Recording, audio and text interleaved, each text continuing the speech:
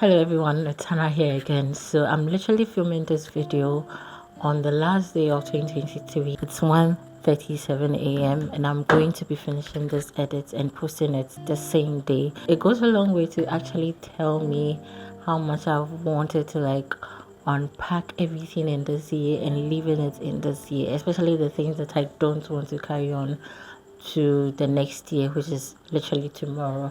So, I feel like this year has been one of the years that I have been most neutral.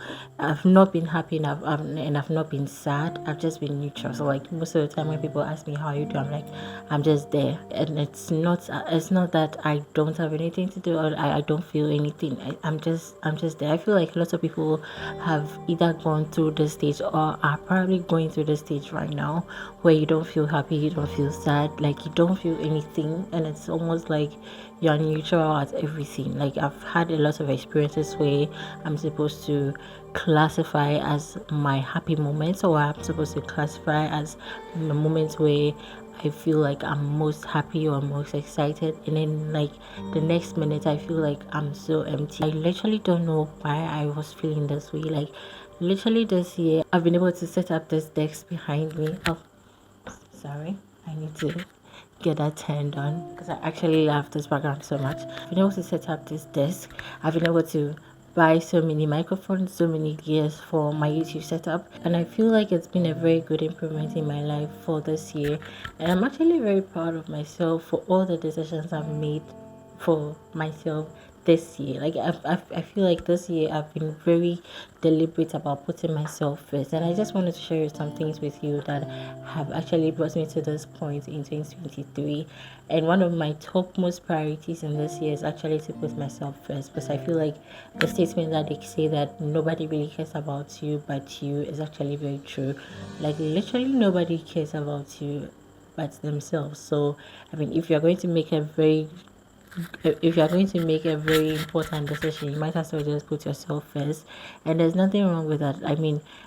I have had instances this year where people tell me, "Why do you always think about yourself?" And I'm like, if I don't think about myself, well, who else do you expect me to think about? And I think I have really been able to like put this into practice, because trust me, I'm a very shy person, and it's very natural for me to say yes to things that I'm supposed to be saying no to. So this year, to actually take a bold step to actually say no to the things that need to be addressed as a no, I feel like it's a plus to me, and I'm very excited about it. Unpacking this year also means that I have been able to keep my finances in check. I was really spending a lot in the previous year, but in this year, I think I've made a very good step towards that. In this year alone, I've been able to actually keep track of all my finances that are coming in and tracking all my expenses that are going out, and actually trying to like keep a very good consistency in how I spend my money and how I save my money and how I even invest my money, and even checking all the places that I actually put my money in. Like even if it's something I'm buying, not saving my money, I know that I'm buying it for a good cause.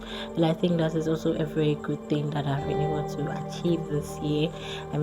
This year hasn't been all rosy like I want it to be, but then I also have to admit that some of the things that I have gone through this year have brought me to this point where it makes me just appreciate life a little better, and I've been able to let go of all the things that actually weigh me down. Like I used to have this thing on my heart where like I was really struggling to like kind of like let go of previous experiences, like a previous relationship, and it really ended in a not so good situation, and I've been able to let go of it and actually forgive myself from it, and actually even forgive the other party for whatever they did. I don't think they had fault in any way, but then I just had this like heavy burden in my heart. And then this year I've been able to like unleash it, to be able to just let go of it, and I think it's a good step to actually making me feel alive at certain points, because you don't want to be carrying anybody's burden on you or with you into the next year. So if this is something that you can do, I would really recommend it to you that please let go of everything that actually weighs you down. It could be a friendship that you are still holding on to, like you have to let go of this thing. Just let it go. And trust me, like letting it go is actually a brave step on your end. You don't always have to wait for the other party to make the step. They would never do it, and it will only eat you up. At the end of the day, you're the only one who gets hurt. So I mean, just take that bold step, let go of it, and forgive yourself of it as well. So that's my point about to, like, forgive yourself and let go of anything that hurts you. Like, I mean, you have to face it head on. It's a quote from Frederick Nietzsche. It says, "You must be ready to burn yourself in your own flame. How could you rise anew if you have not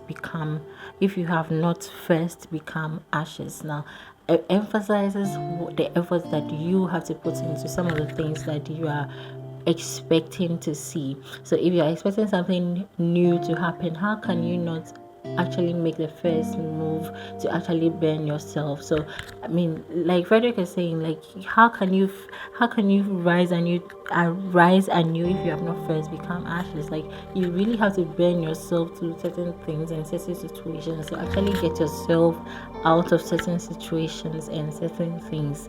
I mean, there's a pun intended, but I mean, you have to listen to it with a pinch of salt. I feel like this year is one of the years that I've been intentional about my decisions. Like when I say no, it's no. When I say yes, it's yes.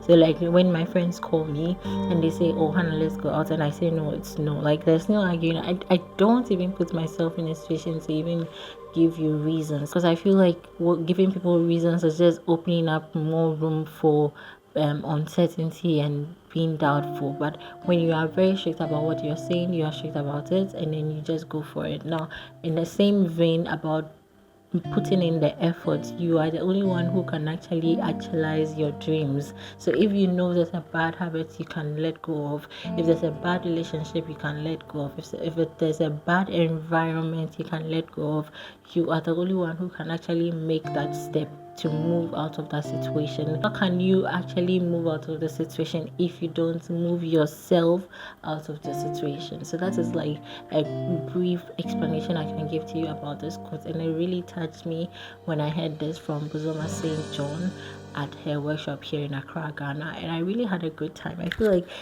getting into like such environments had really opened my perspective about a lot of things, because I love being in such rooms. Like I love being in such situations where I'm inspired, I'm spoken to, and those words actually hits my heart and they actually make sense to me. Like I can relate to them.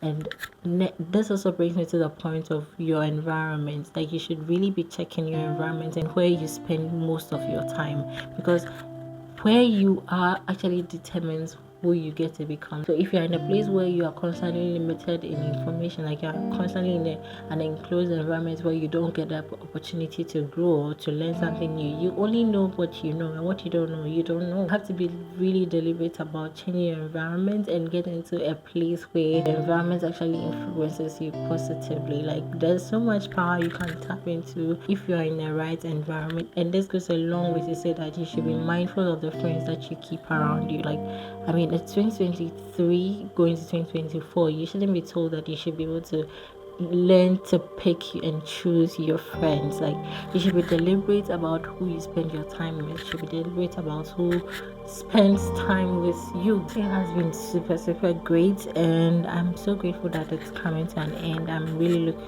forward to a lot of things in the coming year. Going to be working hard on building this channel very well, even though it has been very challenging combining YouTube with work and even my own personal stuff like I was dealing with. I mean, it's been a hell of a roller coaster. But this year, in the coming year, I am looking forward to creating more content and giving you guys an exciting experience and an educational experience, and also more insights into tech and into my life as a software developer, and probably into my life as a human being as well. So do look forward to that and subscribe to the channel so you don't miss anything about that. In the coming year also, hopefully we are going to be bringing new episodes in diverse areas, in probably travel, book review, and tech reviews and stuff. So kindly look forward to that. And this has been me, in this year. Chances are that you are still going to be watching this in 2023, and if you are watching this in 2024, a happy new year to you, and I'm excited that you are here with me. I am looking forward to meeting you in a new year. Please subscribe to my channel, and I will see you. Bye.